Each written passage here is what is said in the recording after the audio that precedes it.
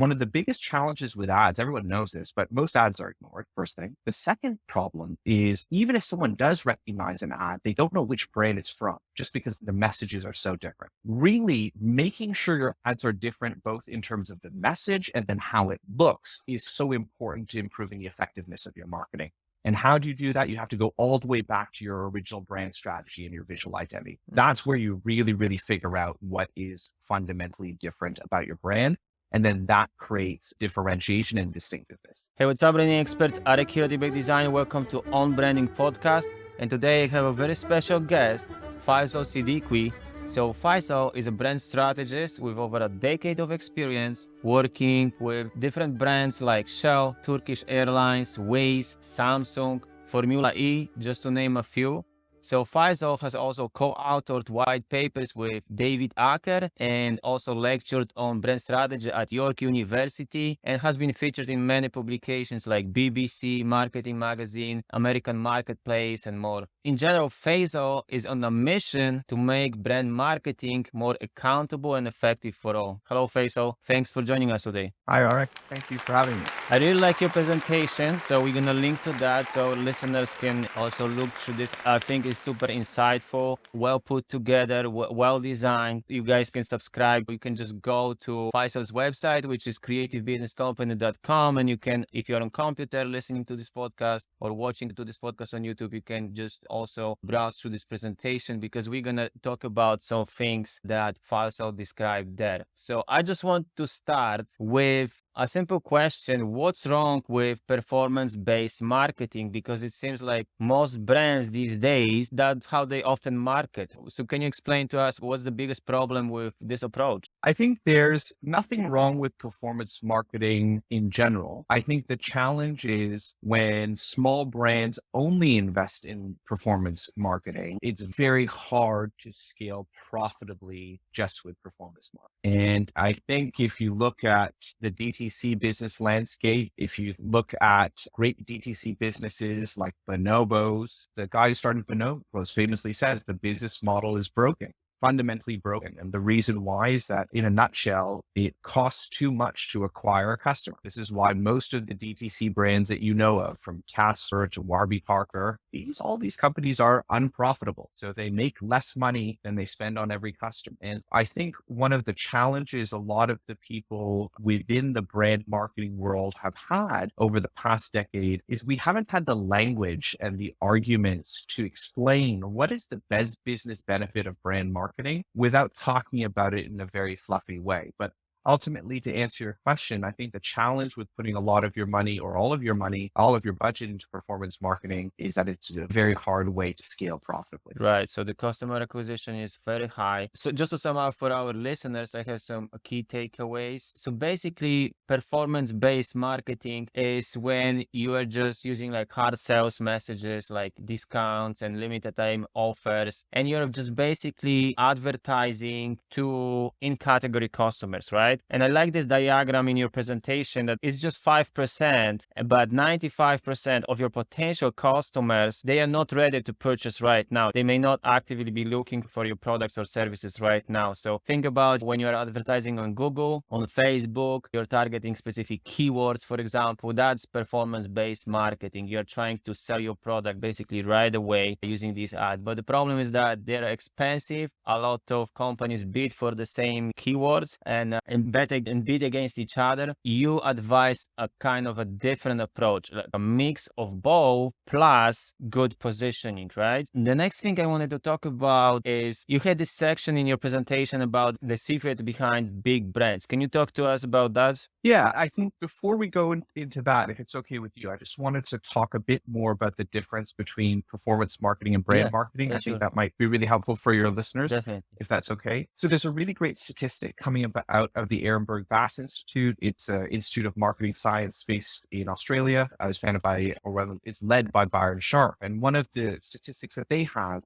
it's called the 95-5 rule. It's exactly what you said, which is if you look at the lifetime revenue of a brand, only 5% of its active or total customers are actually shopping in the category right now. Well, what does that mean? That means 95% of your future customers are not in the category and they don't have a need right now. So they're not ready to buy. So from that 95 and 5 is a really good way of thinking about the different types of marketing. So first, let's just talk about performance marketing. Performance marketing, as you said, is very good at converting existing demand. Why? Because it works based on intent. So if you are on the internet and if I am looking for shoes, I will get ads that show me different shoe brands with a click button that says buy now. So what's happening? Ultimately, performance marketing works when people display some sort of purchase intent. And how is that different to brand marketing? If you think about brand marketing, or you think about the 95% of people who have not displayed intent, say, for example, I may buy a shoe in the future, but I'm not looking forward to buy shoes right now. Those click-based ads don't work on me because I don't want a 2-for-1 deal.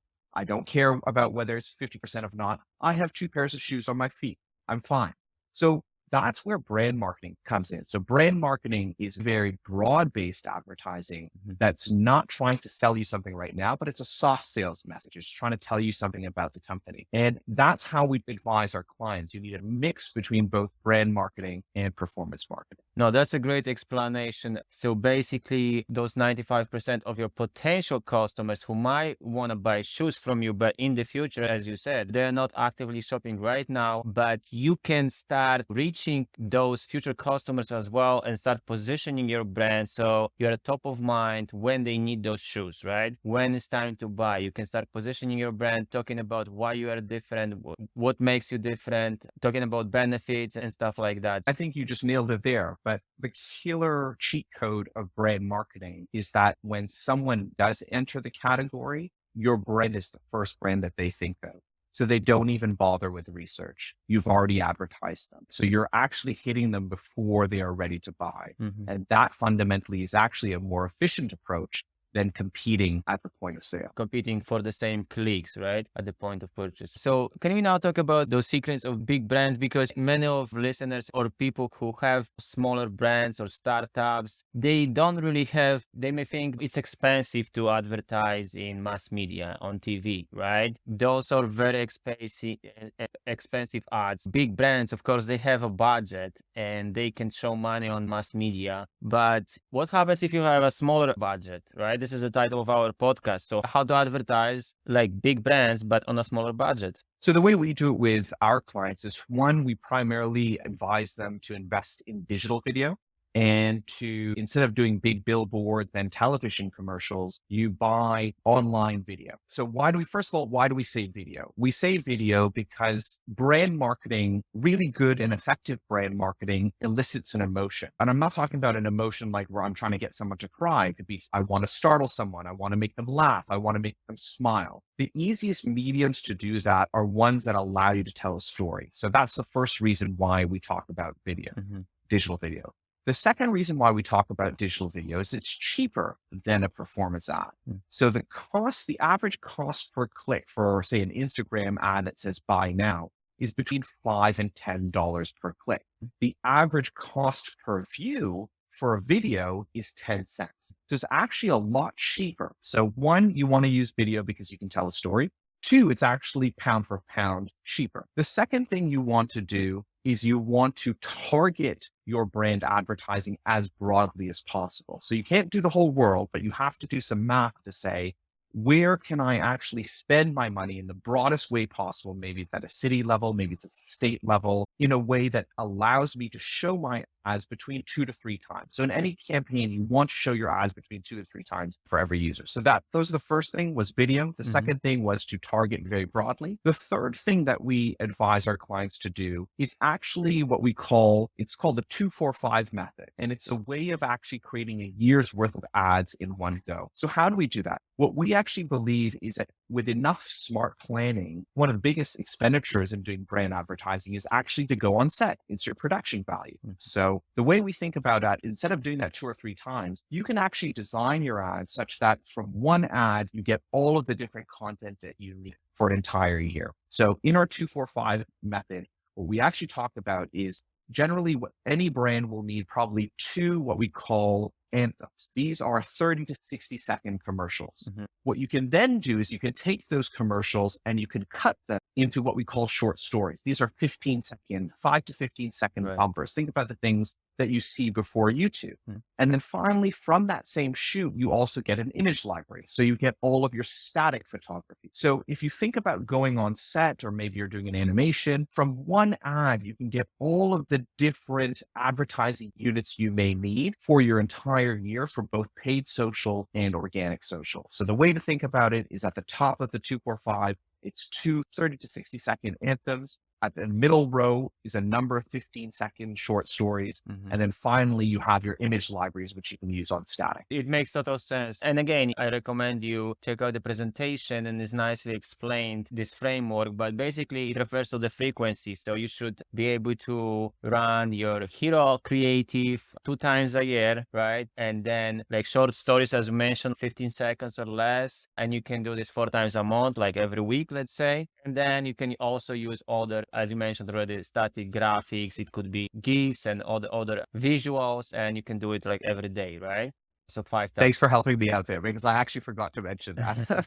So that's one thing. We already covered the 40-60 rule. So you advise basically to a mix of both. So 40%, you should aim at spending 40% of your budget at performance marketing, but a bigger chunk of that, 60% on brand marketing, right? So position your brand to those future customers. So a mix of both. And then we already discussed your approach to how to create those ads fast in one take, 2-4-5 framework. And we also have this 8 principles of marketing effectiveness, which I find really interesting. So if we have time to cover at least few of them, so maybe starting go long and short, or talk to everyone. Can you speak to us about a few of those principles? I'll just start with the simplest one, actually is one of the most effective ones, which is really, it's your ads have to be different. And I understand for a lot of small companies, especially if you have a SaaS-based product or a software-based product, it's hard to figure what is a distinct feature or benefit. But one of the biggest challenges with ads, everyone knows this, but most ads are ignored, first thing. The second problem is even if someone does recognize an ad, they don't know which brand it's from just because the messages are so different. Really making sure your ads are different, both in terms of the message and then how it looks, is so important to improving the effectiveness of your marketing.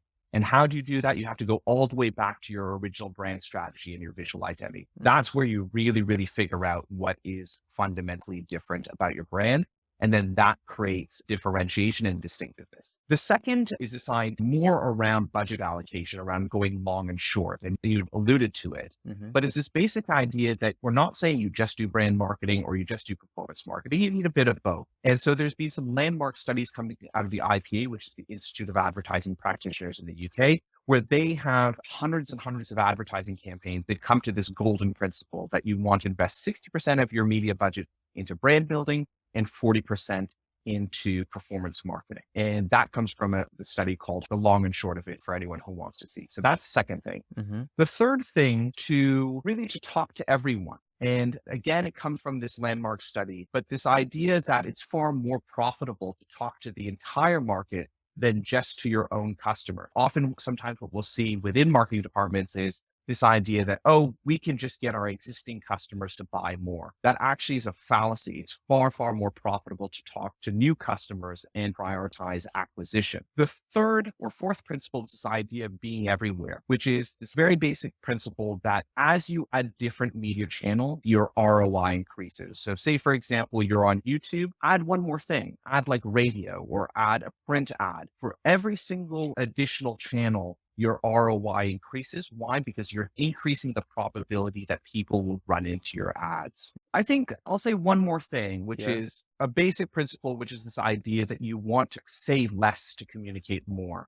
And one of the things that we often see is that a lot of clients or brands are trying to put way too many messages in the ads. But with every single message that you add into the ad, the less likely it is to remember. So really having one single clear message per ad, in fact, per campaign, drives the effectiveness of your advertising spend. Okay, so we covered 4 of them. There are a couple more, and we're going to link to this presentation for you guys to check it out. So yeah, some of the key takeaways. If you have a smaller brand, maybe you shouldn't just double down on performance marketing like everyone does, because it's expensive. Customer acquisition, as you mentioned at the beginning of our conversation, it's about $5 to $10, right?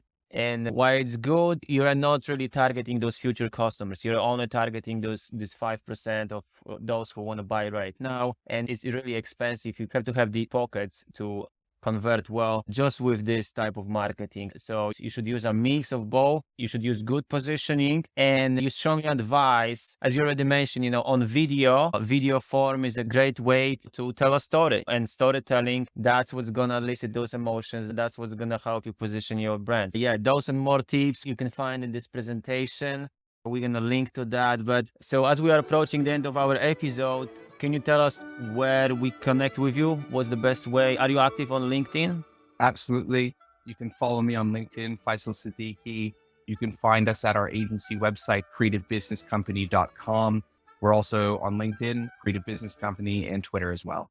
Okay, awesome. Thank you so much for coming on the show. I appreciate that. Lovely. Thanks, Arek. Thank you for having me. Wonderful you. to chat.